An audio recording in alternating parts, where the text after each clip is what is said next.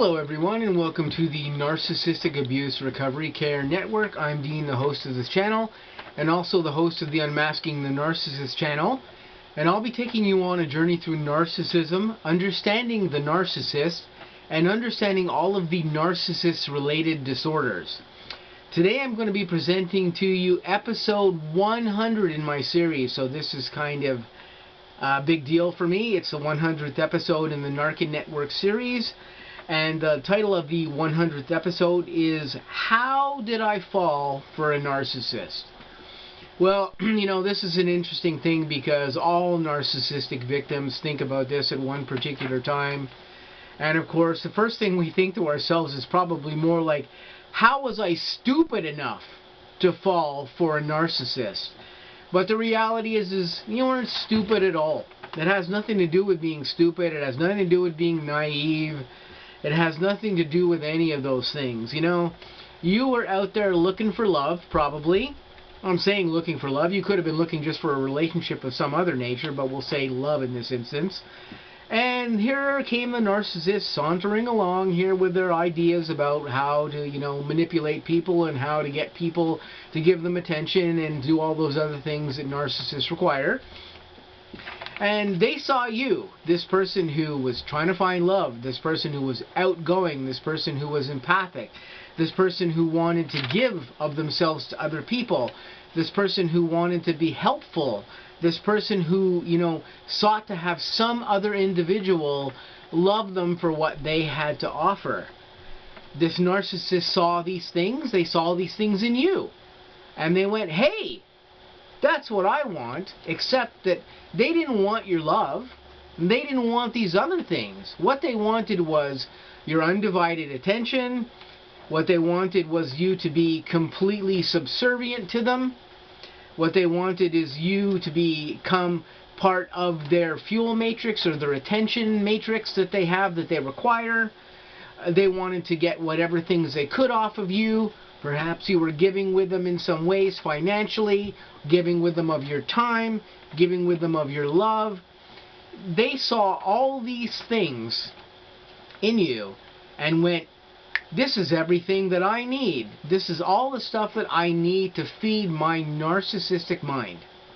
And they went, I'm going to behave like I'm this person's, or you the victim, like I'm this victim's dream person.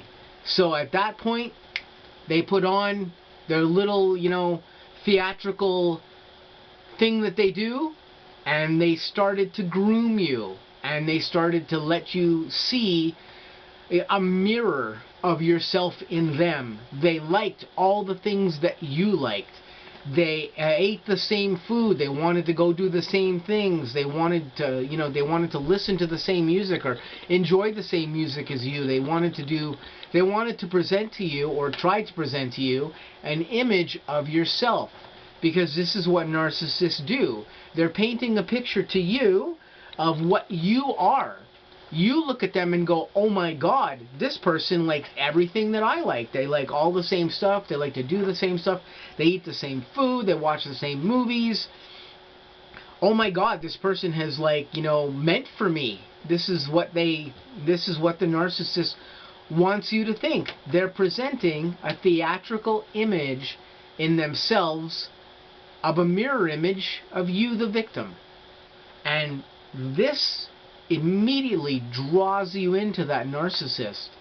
It draws you in because you think, oh my God, I found, the perfect person for me. I may have found my soulmate, depending on how you feel spiritually about them. I may have recognized all these other different things in this instance. Now, this is not to say, because as I've said on the network before, I myself am a very spiritual person, not necessarily religious, although I've studied the religions of the world in the past. But myself being a very spiritual person, I believe in a lot of spiritual things. I believe in soulmates and twin flames and things of this nature.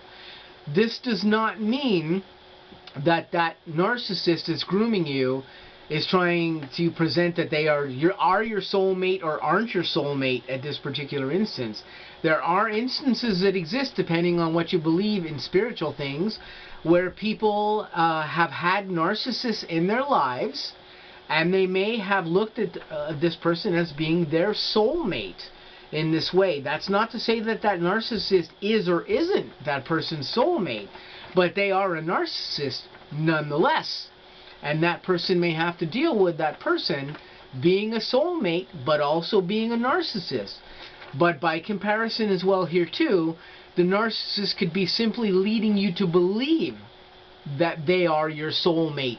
If they too also put forth spiritual ideas to you that also pull you in and start to affect you and affect some of the things that you're thinking about with that narcissist. So there are many different things that can be affecting how you look at the narcissist and what's going on between yourself, the victim, and that narcissist and how they're treating you. But as far as you falling for a narcissist, again, you are not stupid to do this. Narcissists present an image. They present a false image of themselves. They are usually, very often, the complete opposite of what they're presenting to you in a lot of ways. Again, I'm not saying all narcissists are necessarily like this, but many of them are. Science and the study of narcissism dictates that this is the way narcissists are. This is the way they get along in life. This is the way they behave. They present a false self to you. They present you with a lot of things that may appear like they're truths, but they're actually lies that they are just forming in order to draw you, the victim, into their fuel matrix and to get you addicted to them, and to get you in a position where they can control you and have you do whatever it is that they want to do that their narcissism requires, be it attention, you know, other things that they may get off of you, for instance, you know, money, sex, whatever it is they can get from you. They're doing all this to draw you in this way and to get you in to their fuel matrix for these things, and to get whatever it is that they require out of you. And as we know, as we go along with narcissists, there's usually a golden period with them that can last anywhere from 3 months, 6 months to a year or whatever. But commonly after they find a new victim to deal with, they start to put you, the victim, into a devaluation phase, and things start to go sour with that narcissist. And this is just part of the nature of how they cyclically deal with victims like this. And again, you know, how did you end up, you know, falling for a narcissist? It's simple. You saw a thing that wasn't really there with that narcissist. That narcissist was presenting an image. They were acting. They are an actor in the great play of life often. And you fell for their act like this. That's all that happened. Were you stupid? No. Were you naive? No. You were looking at all the beneficial things that they do that were making them look like this shiny thing to you. So you weren't stupid or necessarily naive or any other thing that's negative here as far as look at yourself. Please do not look at yourself in a negative way when it comes to the narcissist. Narcissists are amazing and prolific at drawing in victims and getting them in there and keeping them in their fuel matrix. And the smartest, most intelligent person with a ridiculously high IQ can fall for a narcissist. I've seen this happen many times. I see this with many individuals on my N.A.R.C.N network. I hear many stories from narcissistic victims about their narcissists. And this can happen literally to anybody. So, you know, when you ask the question, how did I fall for a narcissist? Well, you were probably just a good person, and this is, they saw this, and they put on a shining, beautiful act for you to fall in love with them, or for you to fall in some type of attachment with them, like this. And then when they got you in that attachment, they worked very hard to make that attachment with you seem like it was the most perfect union you could possibly have between two people. And this is what the narcissist does in order to keep you locked in to their fuel matrix and to get that attention and those requirements that the narcissist needs off of you. So, you know, as far as falling for a narcissist and why this happened like this, you could chalk it up to your good nature. You were just good-natured, and you believed that that narcissist was presenting something real to you like this, even though they may not have been presenting something real to you. You felt that they were. Again, it's just what happened. Don't try not to feel, guilty for falling for a narcissist. It happens to many of us in many different ways, and we don't see it. It's happened to me a couple of times in my life, and this is why I now have the N.A.R.C.N network, and why I created this network was to deal with my own narcissistic trauma and to deal with other victims, so I could help you guys in any way that I can become aware of narcissism. And I fell victim to it. I can tell you, I am not a stupid person. I am not a naive person. I've got an above average intelligence compared to average intelligence. My IQ is above average, and I fell for a narcissist more than once. So it can happen to anyone. Anyway, this is basically just what I wanted to say to you guys. When we say how do we fall for a narcissist, it just happens.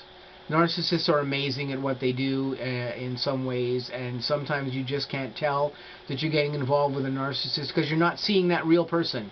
You're seeing a person who's acting a role for you often with many narcissists, and this is why we fall into these attachments with them, and this is just part of how all this works. Don't feel guilty about it. Don't blame yourself for it. It's not going to be good for you to do that. Just, recover from your narcissism the best way that you can. Get rid of that narcissist. Stay away from them. Practice the go-so technique. Get out, stay out. Don't be in contact with that narcissist. And give yourself time to recover from your narcissistic injury. And you will see things will get better. So, this was episode 100. I just wanted to talk to you guys about the topic of how we fell for our narcissist and talk a little bit about that. I'm going to say to you guys, stay tuned for some new upcoming N.A.R.C.N episodes and some upcoming episodes on the Unmasking the Narcissist channel. I hope you guys have an awesome, great day, and I'll catch you really soon with some new upcoming content.